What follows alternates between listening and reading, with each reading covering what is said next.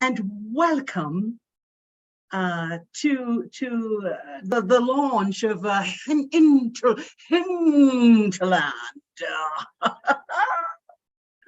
It's the second novel in the Run to Freedom series, an 18th century Jamaican adventure story written by Dawn Forrester Price, illustrated by Ian Price, cover design by Olivia Pro Designs, a Bamboo Sparks publication. My name is Andreen Bonner. The last time I checked, I'm an educator, award-winning author, playwright, and praise poet. I am the founder of Literacy Gateway Institute, an educational solutions business that facilitates success and innovation and access for all learners. I am delighted, so delighted to be here this afternoon, this evening actually, to steer this gathering, this literary gathering of good friends and Kumbolo. Our program will include music and performances, and there will be a slide presentation and conversation with our illustrator. That informs the work. And you will hear from the author, who will speak on the process and read excerpts from her novel. Everyone I mean, will be in a position to purchase a book from this evening's proceedings. So now let's get started. Faith is now going to take us, Faith Nelson is going to take us on an ethno-musical journey from slavery to freedom. Faith Nelson. She is a published poet, a freelance copyright writer, and indie publishing consultant. She gained years of experience working behind the scenes in Black entertainment television, a Viacom network. In another life in Jamaica, she performed as an actress and award-winning soprano soloist under the direction of the esteemed musicologist Noel Dexter.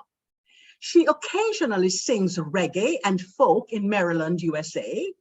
Her cat friend, Tabby, named Bear, keeps her humble by running away when she picks up the guitar.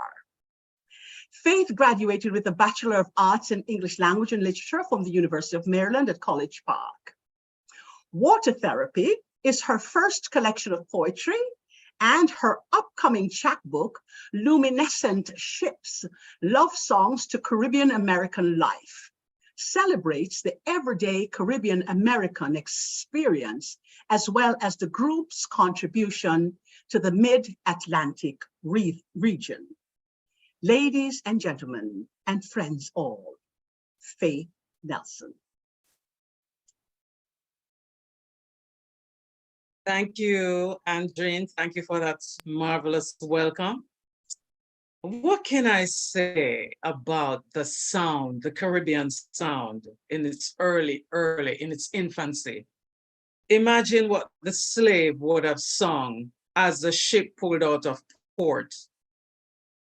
Not in a nice way. Imagine what the slave would have sung if a family member passed away on that boat coming across the water. Anio,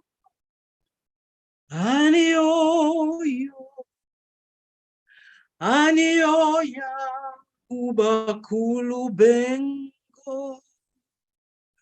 kulubengo kuli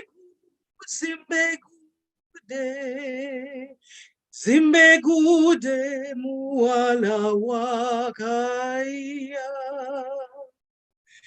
kaya ya gendan kanada Aligenda kudanga yuwede genze. Here's a different song. One they would have sung on the plantation. Imagine the drums. Think about Marjorie Wiley maybe playing the drums. A song they would have played on the plantation to lift themselves up. Tondago, we are Tondago. Tondago, we are Tondago. The walla we are bongo, we are Tondago. The walla we are bongo, we are Tondago. Now let's look at the slave as a poet. Slaves are poets, yes, they are, and they have to have sleight of hand. They can't be overt. So let's think about the song, the church song called I Want to Know. What is it, Pocomania? I'm not sure. Think about it. I want to know, I want to know. Who crossed the river? I want to know. I want to know. I want to know. Only the righteous for sure. Step across the river one by one. Wash your sins away, away, away. We know they weren't talking about just themselves going to heaven. We know they were lifting themselves up, and we know they were also cussing their slave master, because those slave masters are not going to heaven. Now imagine what it was like on Emancipation Day. Imagine what it was like on Emancipation Day. That was only 2-3 days ago. Jubilee, Jubilee, this is the year of Jubilee. August morning come again, August morning come again. Jubilee, Jubilee, this is the year of Jubilee. August morning come again, August morning come again. That's the soundscape of our lives, our emancipation. Thank you.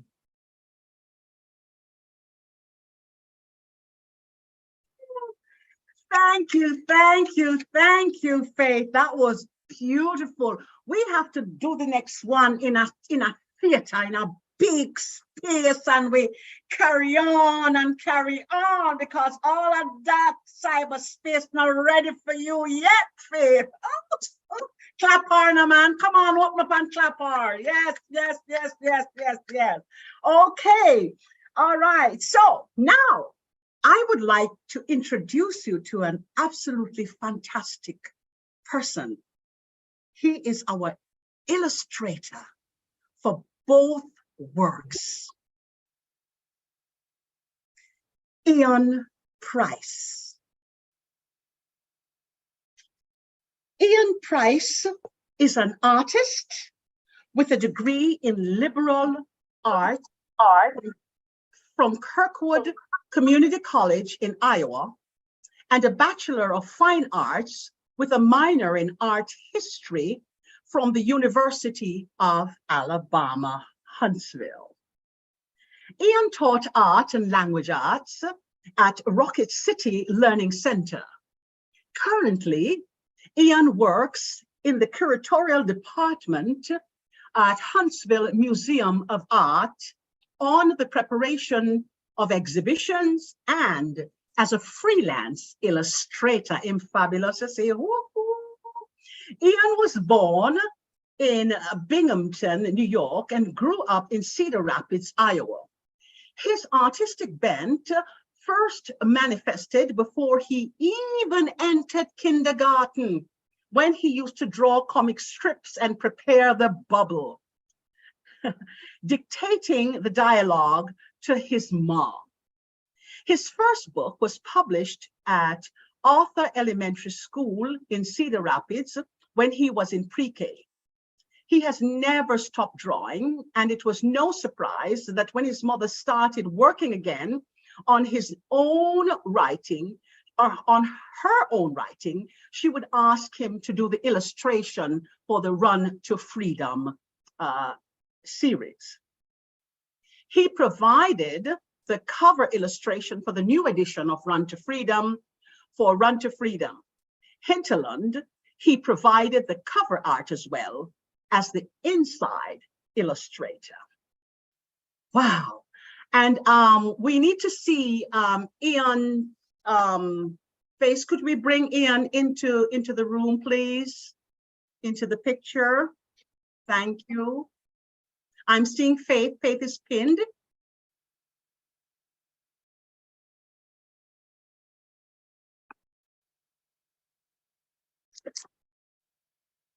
There you have it.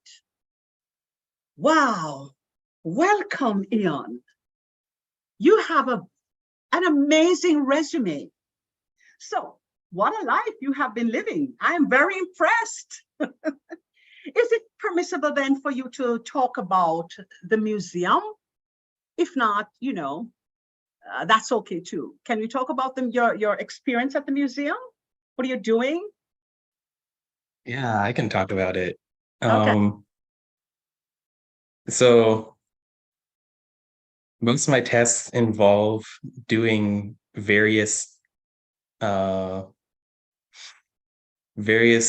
jobs for preparing the galleries. So this can include but isn't limited to creating the labels for the artwork. And I've put up several different types of artwork with the help of my coworkers and supervisor. So this would include sculpture, paintings, etc. It's very interesting work, and they're often cycling out. They have multiple galleries, so they cycle out. They cycle out the artwork on a pretty regular basis, so there's always something going on there. Oh, excellent. Wonderful. Okay. One of the things that I observed about the art that you have been doing here for these, that you've done actually for these two works, is that it speaks to young people. There is something special about it. Talk about your process of selecting, you know, these illustrations. My process for this book was more or less largely the same as when I'm producing my own works. Mm-hmm. I start out by creating a storyboard, and this helps me with the composition. And okay. Yeah, this helps me with the composition. And for this book specifically, I worked with my mother to pick out the phrase which we thought would have the most visual interest for a chapter illustration. So we highlighted a phrase, and then I worked from there. Wow. Excellent, excellent. So how do you feel really about Run to Freedom when your mother wrote it for you and Kia? She wrote it for you. Isn't that nice? Yeah, it was pretty great. It's a very unique feeling that I don't think most other people have that. So it gives a good sense of pride that my mother dedicated time to make this historical book for the two of us. Mm-hmm, mm-hmm. Okay, well, I'm looking at a picture right now of Kofi and Hawk. Can we talk a little bit about it? I noticed that one of the slides it looks like a different style, and the other one looks a little bit more how should I say, realistic. Could you talk about that a little bit? So the one on the right is a more the one on the right is more cartoony style. That was the one that was the initial phase. Um I I had in mind that I wanted to capture the imagination of younger people, but it was decided later on that to fit in better with the previous illustration style of the last book, Mm-hmm. and some of the themes in the book, that we should rework the art to be a more realistic style. So um, it was gradually shifted to reflect what you see in the book right now. Oh, wonderful. And I had the opportunity of reading the very first edition of Run to Freedom, and it had a different cover. How did you feel when your mom asked you to illustrate the cover, and just to provide a new cover for our audience, our readers rather? Um, I thought it was a privilege. Um, I wanted to do my best to um, really make the cover pop and make people want to pick it up. Mm-hmm, mm-hmm, mm-hmm. And how did you decide what the characters should look like? Well, um, actually, I based Kofi on a younger version of myself. Okay. So, since mom had written the book for me and my sister, I Mm-hmm. thought it'd be fitting to at least base one of the characters off of, well, off of myself. And Mm-hmm. for the other characters, I decided their looks uh based on their personality, and um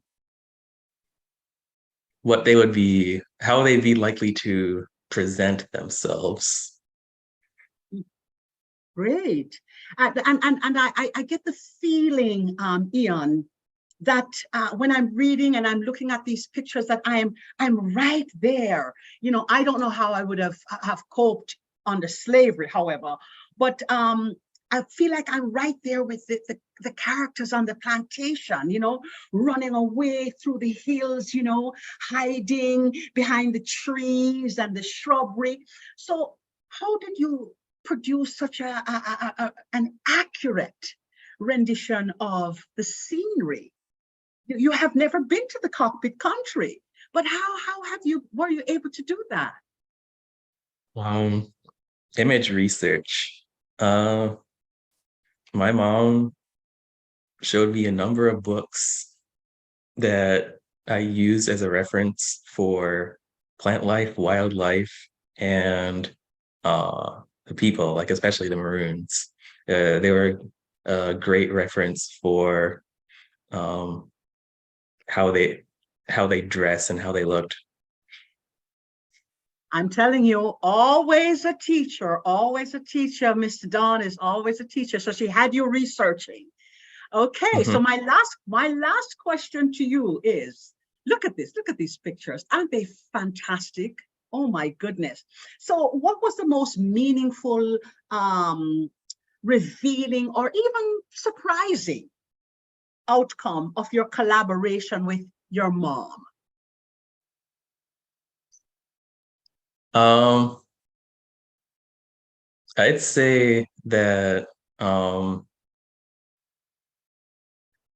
I think just the entire process of reading through the book, getting to be very familiar with the character and the settings, and then the additional research I did um, made me feel closer to Jamaica and just the past in general. Oh, I love that. How it made you feel closer to Jamaica. Well, Ian, you and I could talk for the rest of the afternoon and evening and nothing. We could just talk and talk and talk about this process because I really love these two books. So thank you so much for taking the time to talk with us about your process. And as could I call you a Jamaican now, an official Jamaican? You know, you traveled with us through slavery and you come out on the other side. Oh my, he's a real Jamaican now, right, Dawn? There you have it. Thank you so much, Ian. I really appreciate you sharing this with us. Okay, so now that you've seen the pictures, and you heard a lot about the process that the illustrator went through, the research and all that good stuff. We are going to invite Dawn to read for us. Okay? So, Dawn Forrester Price. Thank you. You're welcome. Author of Run to Freedom is an experienced educator and writer with undergraduate and graduate degrees in English and education from the University of the West Indies, and a master's degree in teaching English and ESL from Cole College, Cedar Rapids in Iowa. Dawn taught English literature and geography in her hometown of Kingston, Jamaica. She was extensively active in the Jamaican theater and music worlds as an actor, singer, and lyricist.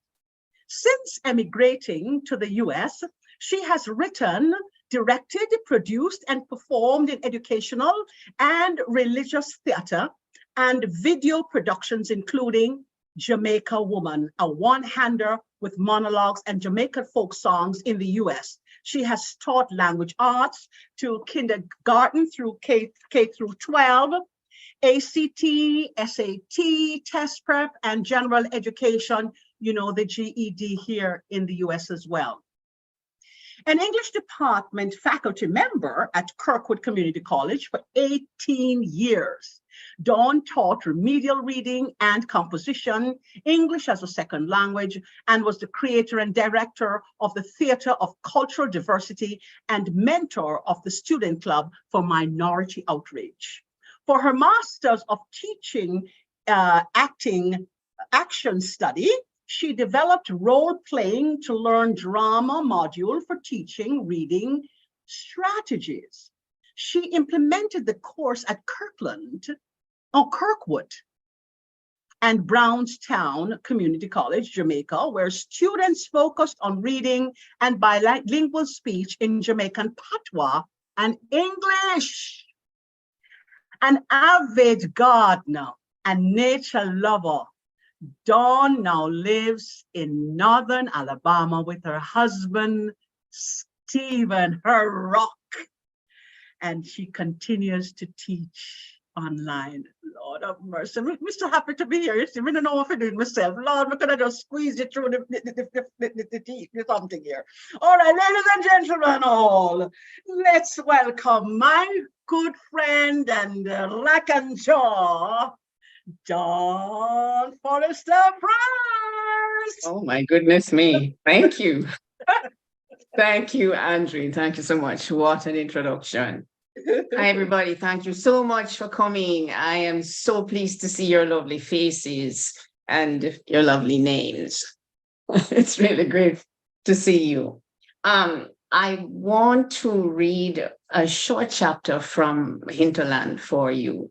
It's one of my favorites because it examines the little girls, Prudence and her friends, and they're actually young teens. And you know how sometimes you think that they might have been so much different from your own kids, and they don't turn out to be that much different. So these are the ones that I met as I was writing this book. So the title of the chapter is Going In. Prudence went to her hard bed that night, legs and arms covered in scratches from the thorn bushes and feet bleeding from practicing the silent walk on the sharp honeycomb limestone rock. She had alternated between practicing how to go to ground and how to hand toddy.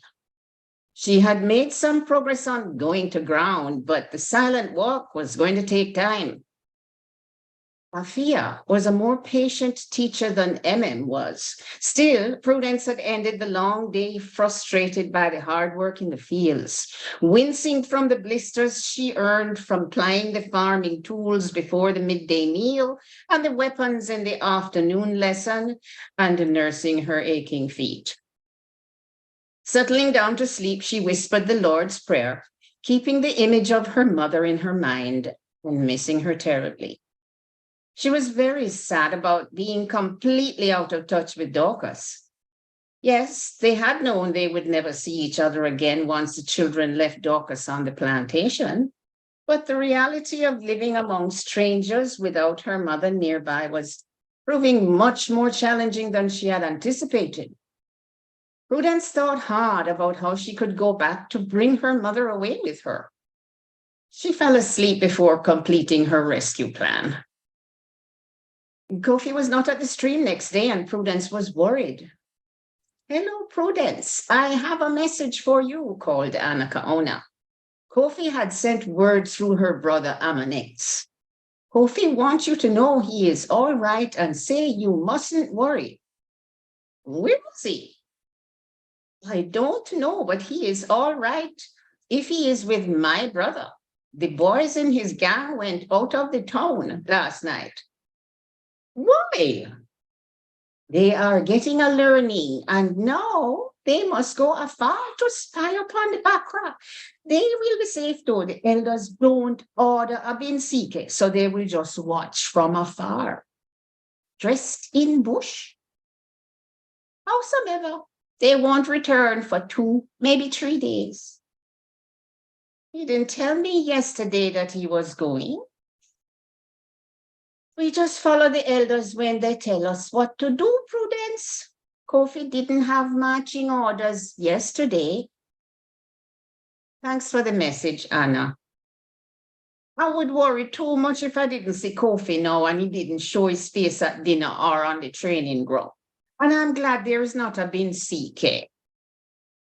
"Who said there is not a binsike?" "Who said there is not a binsike?" "You did. You said Kofi would be safe because there was no binsike ordered."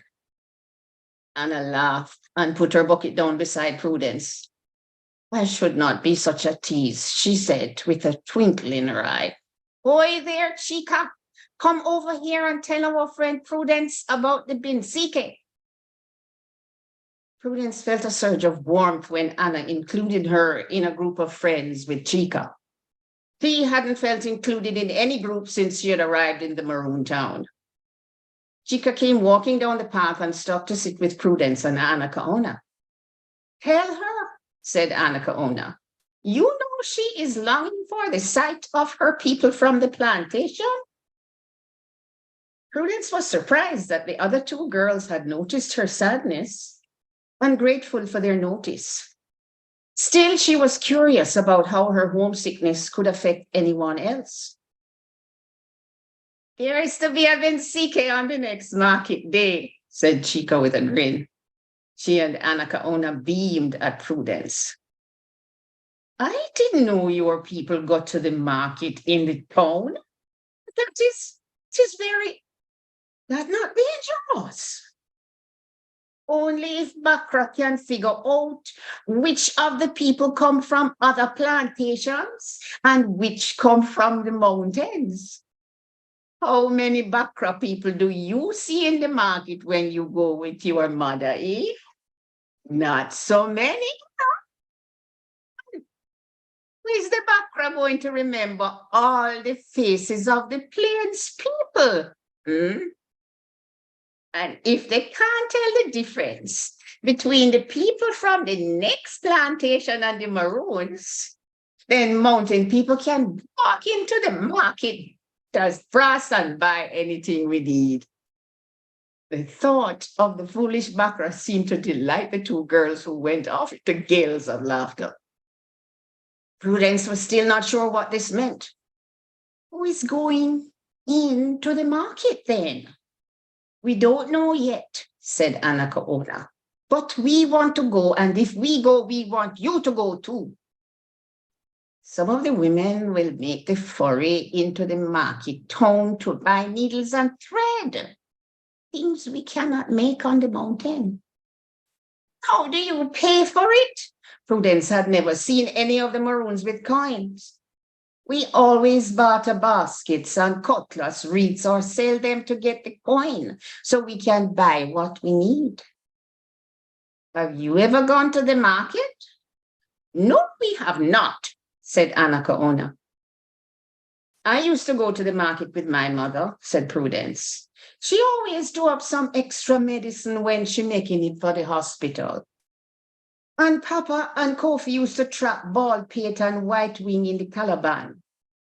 We always sell our wares off quick stick, and then Mama used to buy needle and thread with some bead or ribbon to decorate our frocks. I miss wearing a dress with Mama's lace. I want to wear a dress with lace, said Chica longingly. And me too, Anakaona chimed in. We must be a part of this Binsike, Chica declared. We will find a way to follow the elder women and mix with the market people. Anakaona nodded. Let us think on it. A way will be found. The girls stopped talking as the tall girl who always jeered at Prudence came down the hillside to get water. Good morning, Oni, Anna called pleasantly. Oni said, Morning, dipped her water bucket in the stream and headed back up the hillside path. Better go now. Let us think on this and meet here early tomorrow so we can plan our own Binsike. If I am lucky, added Prudence, I will see my mother. She must come to the market on that day. Chica smiled encouragingly. Her adventure, Prudence. We will make a Binsike. That's the end of chapter. Yes, thank you so much. I can't wait to invite you back after the next item to just talk about your process. Oh, this is just so exciting. What I would like to do right now is to just acknowledge some of our friends who have come to share this this wonderful evening with us. We have, I see here, I see Barb Parks, I see, who else do I see? I see Dr. Eleanor, I see Dr. Vangela Hazel Buchanan, I see Eileen, Jacqueline Edwards, Jane, Dr. Jean Small is here. Hi, Jean. Oh my goodness, thanks for coming. I see author extraordinaire Linda Edwards. I see Marianne Raymond. Oh my goodness, I see Michael. Pamela DeMont Sims is here. Pat Lindsay is here, of course. And Sandra Bonner James. I see Sheila, Pat, I guess this is Sheila Dallas, Katzman, perhaps. So I just want to, again, to take this moment to just welcome everyone to this absolutely wonderful, wonderful process. So now we are going to just take a listen to the extraordinary Chalice, who will share with us their take on the condition of the youth. Chalice.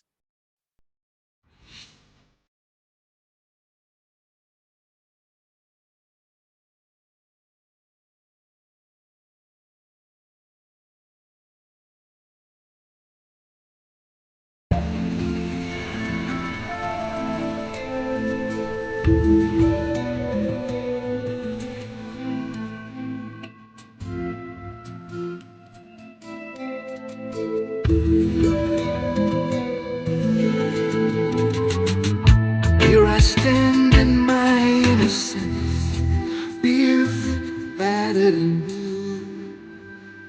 The road to the right is an education, only for the foolish few. But come, let's talk about separation, and I'll show you a thing or two. Anxiety never judging me. I wonder who's looking at you. And there is a youth man on the corner. His eyes are filled with death, trying to wash the hurt away by standing in the rain. Trying to wash the hurt away by standing in the rain. Well, they tell me that love is the answer to life.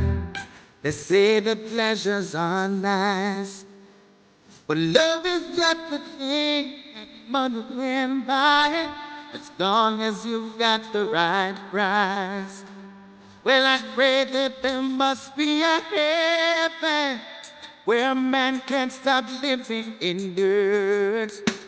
And I'm praying for the lost and the lonely, catching a hell on earth. There is a human man on the corner. His eyes are filled with pain, watching his life go by, trying to wash the hurt away by standing in the rain. Trying to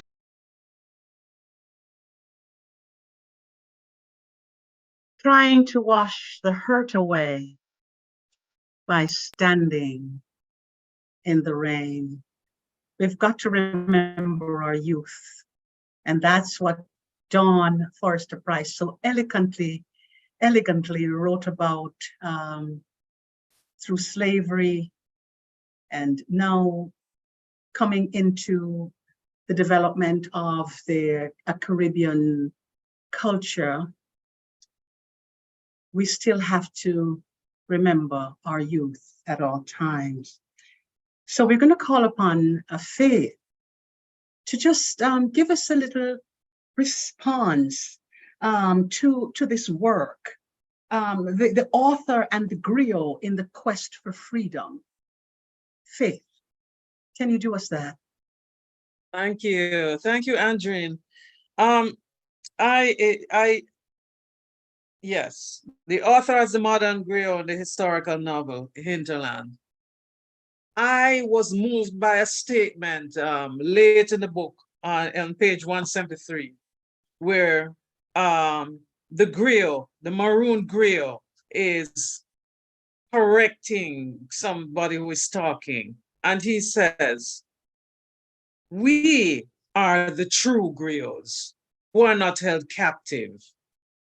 We can share the true stories of our people." And this is true, but is it the only truth?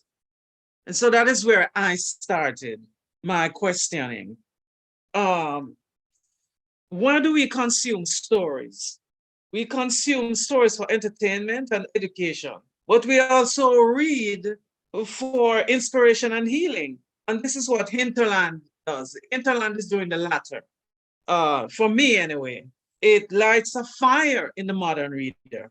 It reminds us why we are a nation. I'm talking about Jamaica in this case. And it helps to fortify us for the road ahead. Today is the 4th. At midnight tomorrow, we will mark 61 years since Jamaica lowered the British flag and raised the black, yellow, and green standard for freedom. Some Jamaicans are not old enough to understand the significance of that moment or to share in the feelings of the collective in that moment. Where some of us were not eyewitnesses. while the traditions are passed down by our parents, some of this wisdom, some of this feeling has to come down through our artists, our griots. How else are we going to know that Jamaica had a burning desire? I mean, our parents are not going to get up every day and tell us that story. Hey, Jamaica had a burning desire for freedom. They may, but that's the job of the griot. So here I'm beginning to question Kwaku in at the end of the book. How else are we going to get the irony that Jamaica is so desperate to free itself and wants nothing to do with the Brits, that it goes in a completely opposite direction, creating its flag, green, yellow, and black. No bread, no stars, nothing. I want nothing. You're moving out of your parents' house. I'm ready to go and make a life for myself. Thank you. So that's the role of the griot. On midnight of August the 5th, that is tomorrow, the flag will be hoisted again, because the modern griot has to continue this tradition of telling stories and of adding to the collective memory. So the disquiet, the discontent, soul's quest for freedom started long ago. We know that, some 400 years ago. The search for self-rule is captured in Hinterland. We know that's Dawn Forrester Price's novel we're launching today. I need to say that again. The inspiration for this historical adventure exists because of Jamaica's intense desire for change. But it also exists because somebody decides to tell the story or retell the story. By the way, I think I'm being fanciful and romantic when I say Jamaica is an eye-shaped island. And I hazard a guess that when the first slaves set foot on the island, that in their subconscious, they were saying, on this eye-shaped island, me I depend on no. It may not have been sounded out, but here we are, right? We kept an eye on them and we made the change.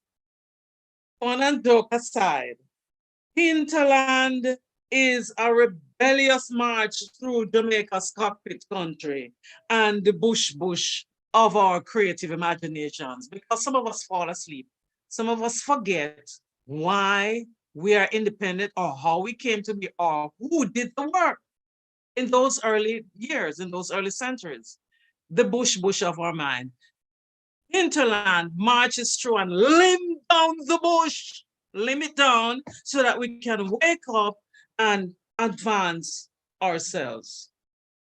In Hinterland, I want to talk a little bit about the griot, or more about the griot. The griot, the Dawn uses, I'd say, the omniscient narrator in this novel. And though that can be problematic sometimes, it's not problematic here. It's in the African tradition, right? We want to be reminded of why we're telling the story. And we want to glorify these marvelous people who limbed down the bush back in the day to get themselves free. So the omniscient narrator functions as a griot in my universe. It functions as a griot. Again, going back to Kwaku, who has a different opinion at the end of the story, I have to say there are many griots. In the story, I want to point out Prudence, the main character. She left the plantation with a book tied up in her head, protected it all the way with her life, and arrived safely in Maroon Town with this book. It turned out to be Aesop's Fables. And though we would laugh at it, we tend to, yes, because we're not inside that book as Black people, people of the African diaspora. We're not really showing up in Aesop's Fables. However, It's doing more than miseducating the Negro, in my opinion, and copying from Carter G. Woodson. It's doing a lot more than that, because every there's a griot at every step of the way, right? And the story that Prudence is reading in the Aesop's Fables is going to help everybody down the road, right? You're gonna turn your hand and make fashion because of the story she told those little girls. So she functions as a griot, even though she's not telling the African story.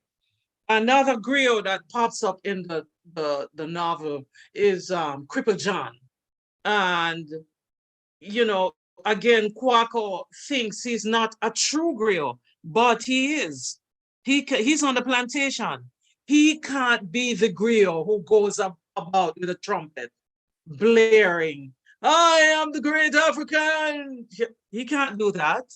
He's a subterfuge. His griot work, healing the nation, healing the people of the plantation, that work has to be done in the quiet. That griot work is in the silence. It's in between the words. Your slaves have to be thinking when they listen to his stories and reading. And that's the way it has to be. So again, you have the griot functioning in different roles, and maybe it's a hierarchy, but let's not talk about that today. Every griot is valuable. I prefer to look at it as a journey, and you know, one griot hands you over to the other, until the journey is finished. And so I want to wrap this discussion by saying, at the end of the novel, the Maroon Queen says, the griot is responsible for the healing and the nurturing of our spirits. He or she must be the great counselor based on the knowledge of the past. So she is in a way correcting Kwaku. It's more than, you know, being the Maroon being the true griot, right? I mean, wouldn't you agree? Cripple John is back there passing wisdom, passing stories, spying on the massa, and getting this most important guerrilla information to the Maroon. How could anything that he does be small? So, you know, I'm very excited that I came across this phrase, and it helped me to make an argument. So I'll end by saying, as readers, we have the advantage of looking back on and building on Kwaku's wisdom. He was right there, he was in the thick of it, yes. He's gonna have to say what he's gonna have to say. Some griots are greater than others, but we have years of hindsight, centuries of hindsight, we're looking back, and we are saying that as beneficiaries of the work of the Maroons, the Queen Nannies, the Paul Bogles of the world, the Cripple Johns in Dawn's novel, the Kwakus, the Prudence, the Kofis, we have the benefit of both streams of griots, the ones running through the physical world, fighting the battles, and the ones Dawn created in the story. They are both carrying this history, this wisdom, and it's critical. I mean, some people would say in Jamaica, this is not a criticism, that we have forgotten the journey, or we have forgotten the reason, or the people of the past. Yeah, we tend to now focus on sneakers, which is the best sneakers. No, once nobody had sneakers. Anyway, I'm going off topic. I want to end by saying each griot plays a necessary role in the healing and the nurturing of the spirit. And I would add the whole nation. And as readers, we now see the big picture more clearly, some 400 years later, because our griot in residence is, of course, Dawn Forrester Price. Thank God for all the griots, the one who 400 years later picks up the mantle and carries it across the ocean to the next generation. Wow, brilliant, brilliant scholarship right there, Faith Nelson. Sorry I took so long. And you are now another griot telling the story of the griots, and it continues. Thank you so much. And I was particularly drawn to the phrase also, each griot plays a necessary role in the healing and nurturing of the spirit. Wow, Hinterland does that for me, I can tell you that. It nurtures my spirit. Thank you, Faith. Very well done. Thank you. So I would like to invite our griot in residence to just come back now and make our kiss. Make our kiss. Okay. Well, let me bring- And you know, you one very of the much. first things I want you to talk about, Griot Dawn, is explain to us. I got excited about this Binsinke piece. Could you explain to the audience a little bit about that? What made it so important for these young people to break the rules and go in that direction towards the Binsinke? Could you explain that to us? Well, the Binsinke is the going out of the safety of the Maroon network. And of course, they go out for different reasons. And, you know, sometimes they have to go to get to fight, to get weapons in order to be able to fight. So, you know, sometimes they may have to go on a scouting expedition because maybe they are aware that they're being trapped too close to where they live, and they have to find a new place or a place to set up a war town, or when the women have to go into the village, the market town or market village to buy, you know, needles and things that they can't make or turn their hand and make fashion, you know. So they're going to need to get ammunition and stuff like that. So it's a going in, or it's just them actually leaving to but it has to be planned and it has to be executed like everything that they. So I do believe somewhere in my notes here, I may have mentioned about the going in or the going out. However, once you've read the book, you won't need me to explain anything. So let me have a look. So, all right. So it being emancipation or emancipendence, as some people call it. You know, like many of us, I've been thinking about independence and how exciting it was when I was a child and we became independent, and what an amazing turn of events that was for a kid. So I've been thinking about the out of many one people thing. I mean, because, well, anyway, let me at least consult my notes instead of going off at a tangent. So thinking about my writing, I don't know, maybe it's because I'm a teacher. But I write to teach as much as I write to entertain. And I hope that my writing can inspire. And I have heard from some people different ways that they've been inspired by my work. And I'm just absolutely thrilled and honored. So, because I hope that my writing will teach and entertain as well as inspire, I'm very particular with my research. But what is intriguing is learning as I write, never knowing what I will need to learn. So I always, you know, you do your research before you start working. So I do my research according to what is indicated by the plot. But during the writing process, I always find that I have to do more research. Like, well, what does this plant look like when it's young, when it's old, when it's flowering, or does it flower? Would it flourish on the lowlands? Where does it grow in the cockpit? Up on the hill or on the bottom? So, and birds, which one is common enough for them to use the call as a signal? Because they can't use a bird that doesn't live there, and it has to be common. So all this research, gives me confidence in my knowledge. And then after that, I have to decide how to meld my interpretation of the culture and the land with the creation of the story as seamlessly and as honestly as I can.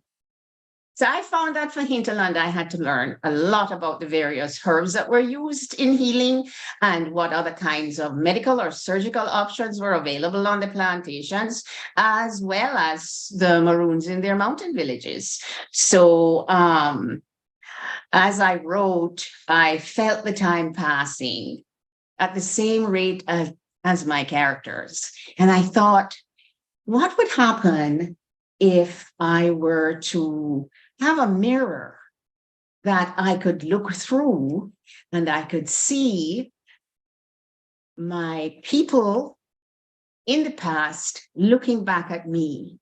Would we recognize ourselves in the other side? So I think about my characters. They don't know what will happen. They don't know that they will get the longed for freedom at last.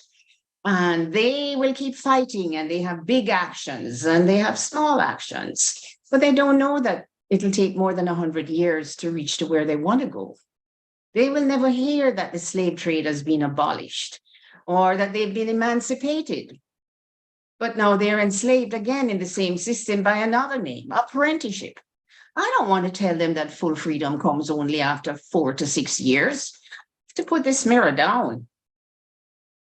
So now we know that many of us in the 20th and the 21st century, we are so proud of our ancestors in the Caribbean and in the wide-flung countries where you can always, surprisingly, or maybe not so surprisingly, find a Jamaica. So because we've closed our two-way mirror, we're not thinking about the daily lives of the people in the past. We focus more on the outcome of their struggle, the ultimate realization of their self-determination. And we carry on the celebrations that started way back when our people could celebrate for only a week, or maybe a day, or a few hours. So we have more pressing concerns today than examining the reality of the daily lives of our people. 183 years before emancipation, and the subsequent 124 years until we gained independence. But independence, what a sin thing. I was so fortunate to have been at the age to understand the significance of the occasion, and I was just inspired to wonder about those paths that our elders had to tread before we had the opportunity to wear candy stripe and polka dot and dance to festival song, Eric Morgan, Toots and the Maytals, Eric Donaldson. Anyway, celebrate. Yes, celebrate the future. We don't know what it entails for our children or for theirs. We don't know of the deadly pitfalls that may lie in the path of our descendants, which may be more than they can handle. We only know that we must keep them going, prepare them for the fight, show them the way to go, and believe. We may not face the same challenges that our forebears did, but we have inherited the tools they used to overcome, and we overcame a lot. So our national motto was created out of many one people. Our national anthem, Eternal Father, bless our land, guide us with thy mighty hand.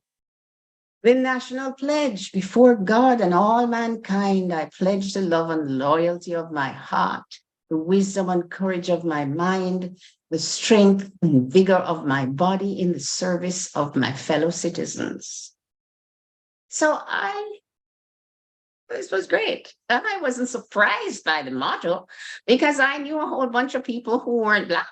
My best friend was a Chinese girl, and her family came from Hong Kong, and two of the kids at school were white, and there was a whole bunch of Indians from the same family, and they were long hair and, different from my hair, and not a big deal, just no biggie. Lots of different origins, one people. So only since I've been working on Run to Freedom has it become clear to me that this out of many thing is not new, because we have had common cause with the Africans that were left when the Spaniards left in 1655 and the indigenous people that were left, and the Maroons made common cause. We have always known how to make common cause, and we continue to do so in unexpected situations. And this diaspora that has been ongoing for so long, it is a going out instead of a going in, which you read about in the pages of Hinterland. As I've said before to many people, these ancestral people are us. And though the challenges that they faced are not the same that we face today, we have inherited the spiritual tools that they brought to bear on their challenges. It's our turn. It's not easy, but it is the path forward for our people. So we will do it.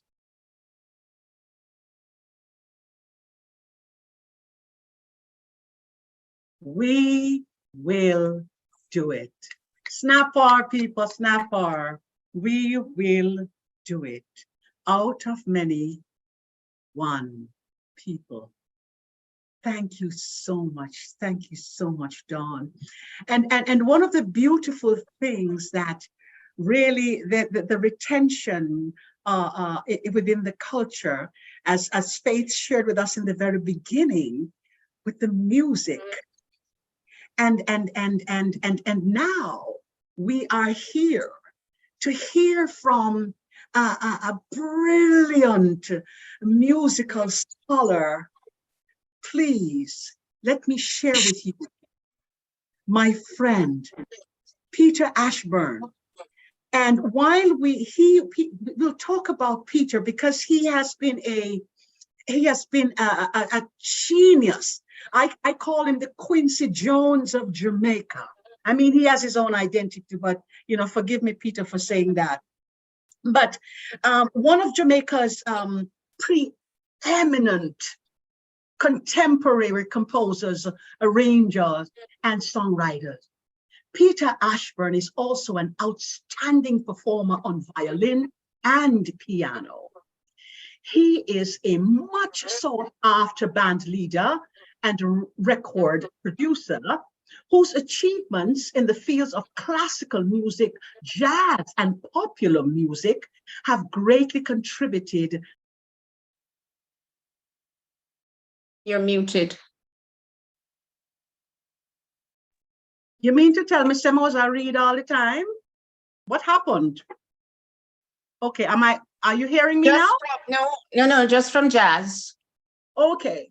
Yeah. One of Jamaica's preeminent contemporary composers, arrangers, and songwriters, Peter Ashburn is also an outstanding performer on violin and piano. He is a much sought after band leader and record producer whose achievements in the fields of classical music, jazz, and popular music have greatly contributed to the advancement of musical excellence in Jamaica. So while Peter's group is playing, this quartet is playing this folk medley, I would like to ask you to start thinking about sharing with Dawn. And I'm going to ask you to put up the purchasing slide. Now it's time for us to show our support for Dawn's work and be entertained by Peter at the same time. So here are some ways in which we could support Dawn's efforts. I mean, she is griot living in a different time. So now we have QR code that we can just take a picture, take your camera, take a picture of those fancy little jigsaw puzzles up there, and go right into purchasing. You can go right to Amazon.com or on her website, forresterprice.com, and you will see the options to purchase the book. We're going to give you a little time to do so. So, could we have Peter?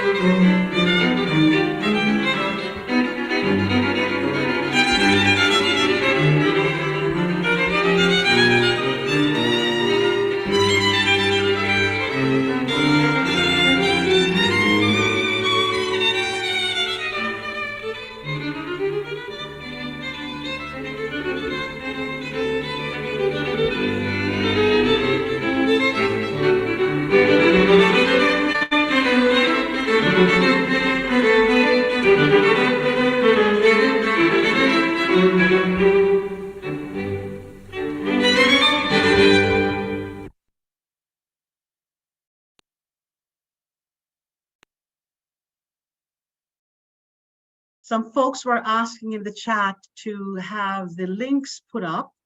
So I was working on that for a quick second. So if you guys can do that, thank you so much for purchasing. And I'm hoping that this will also help you to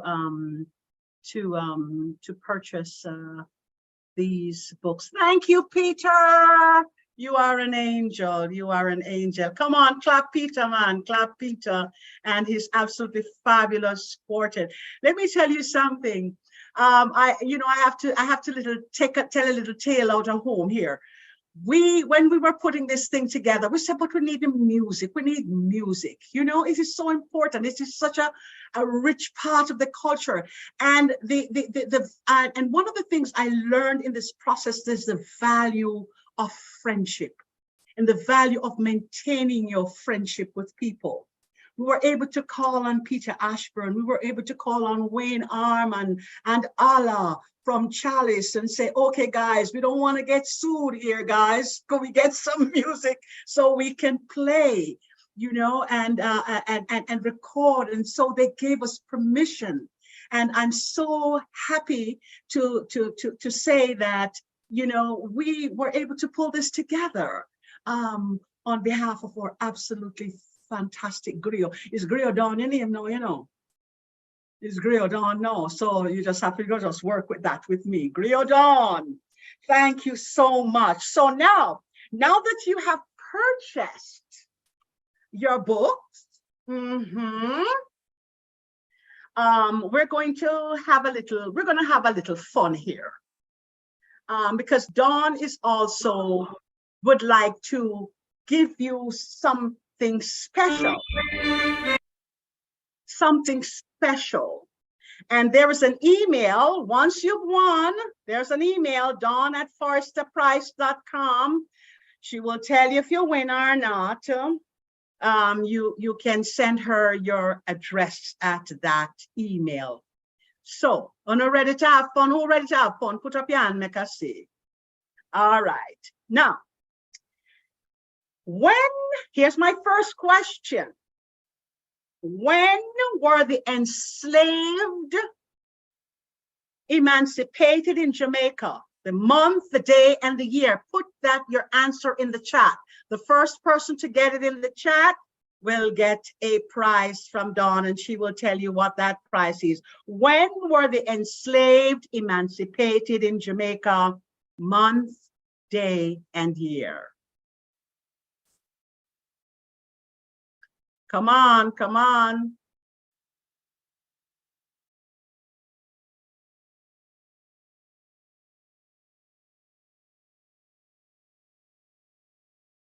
I mean, I know there are lots of scholars out there. Let's see how many of you are teaching your children about this.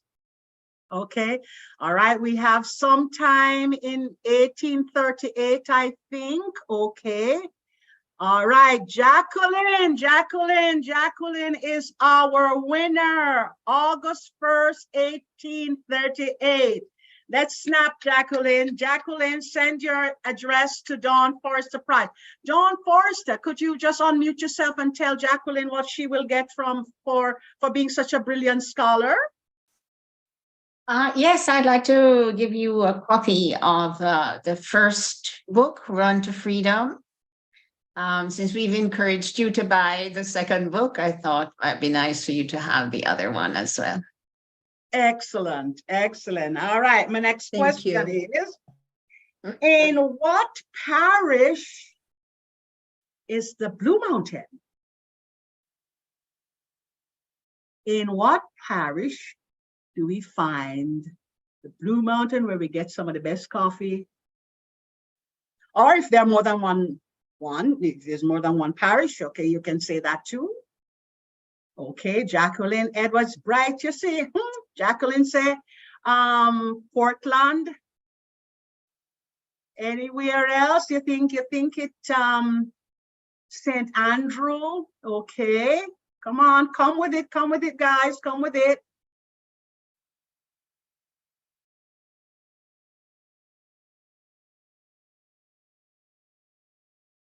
Portland, St. Thomas, and St. Andrew. Okay, Sheila D. She's our winner. She's our winner. Okay.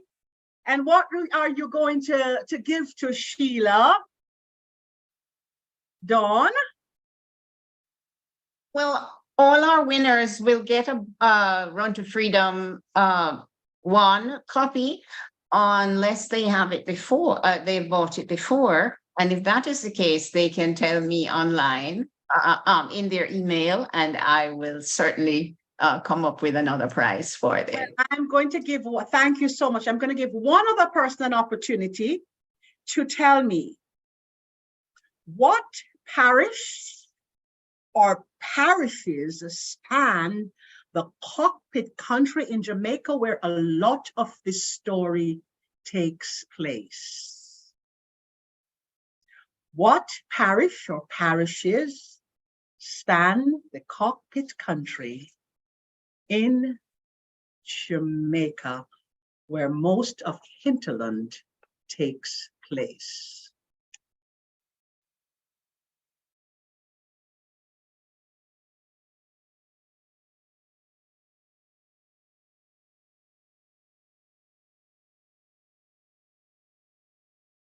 Okay, Dr. Vangela says Trelawney. You think you can add some more? Jay says Clearton. Okay, or maybe Clarendon, I think. Jay was, okay. Then we have St. James. Dr. Vangela saying St. James. St. Elizabeth, Trelawney, perhaps Manchester. All right. Keep going, keep going, keep going.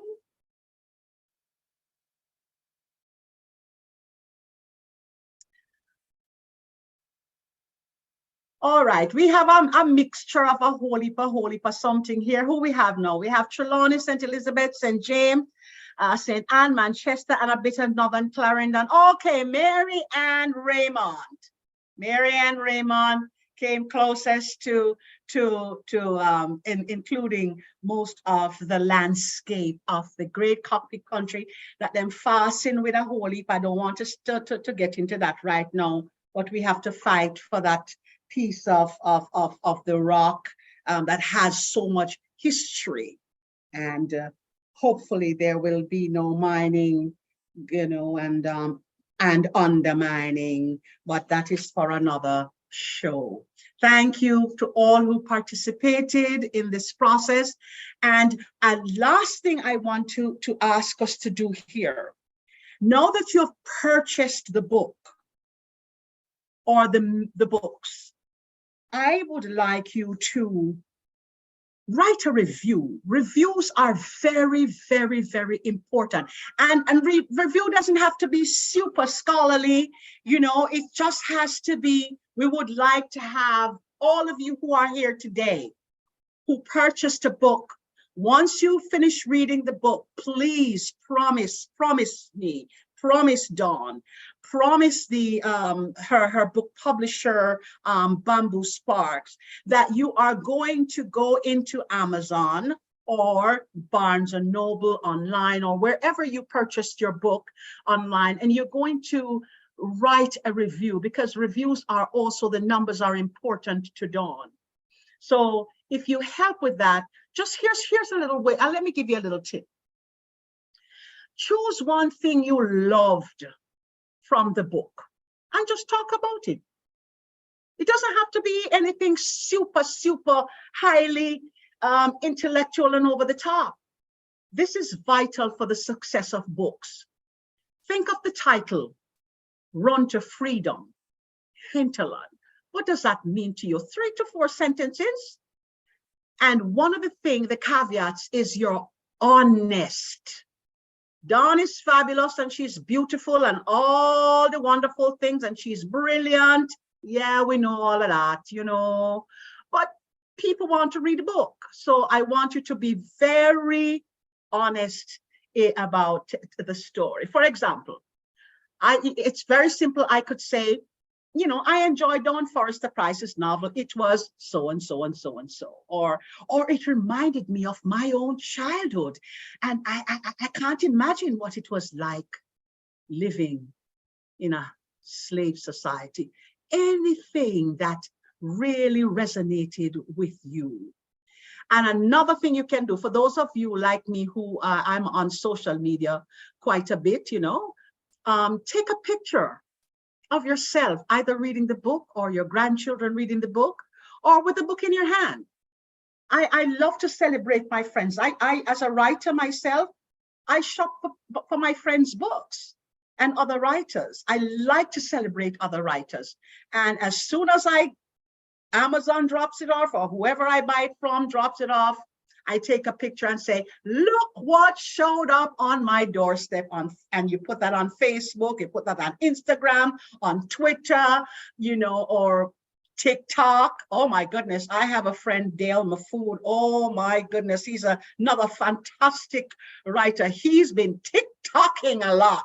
So I'm really going to have to take TikTok classes from him to learn how to get my books up there on TikTok. Okay. Thank you, everybody, for sharing with us this afternoon. And the next slide would be our closing credits. We have come to the end of a very well-spent evening. And on behalf of our guest of honor, author Dawn Forrester Price, illustrator Ian Price, Bamboo Sparks Publishing, Faith Nelson, and me, and the entire production team, thank you for sharing this important book of literary and cultural merit. A very special thanks to Wayne Armand and Chalice, Peter Ashbourne and Stephen Price, Dawn's husband, and Rocker Gibraltar, Patricia Fletcher and C. Ruth Taylor of Bamboo Sparks Publishing. Feel free to stick around and have a nice little chat for about 15 minutes with Dawn, and you can talk to her about just about anything you want to talk to her about, respectfully and with honor. Again, thank you so much. My name is Andreen Bonner, and I'm thankful for the opportunity to have been your host this evening. Thank you. Thanks, Andreen. Good job. Yay. Thanks, Andrea.